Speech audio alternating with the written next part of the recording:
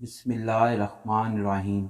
شروع اللہ کے نام سے جو بڑا مہربان نہایت رحم والا ہے۔ السلام علیکم۔ حضور صلی اللہ علیہ وآلہ وسلم نے فرمایا، ان فتنوں کے پیش آنے سے پہلے نیک اعمال میں جلدی کرو جو تاریک رات کی ٹکڑیوں کی مانند ہوں گے کہ اس وقت آدمی صبح کو ایمان کی حالت میں ہوگا تو شام کو کافر ہو جائے گا، یا شام کو مومن ہوگا تو صبح کو کافر ہو جائے گا، اور اس کی وجہ یہ ہوگی کہ وہ اپنے دین کو دنیا کی تھوڑی سی متاع کی خاطر بیچ ڈالے گا۔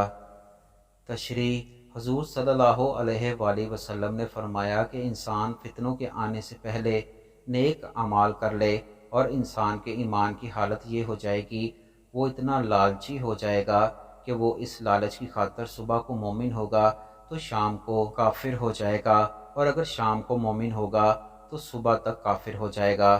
اللہ پاک ہمیں اپنے ایمان کی حفاظت کرنے کی توفیق عطا فرمائے، آمین۔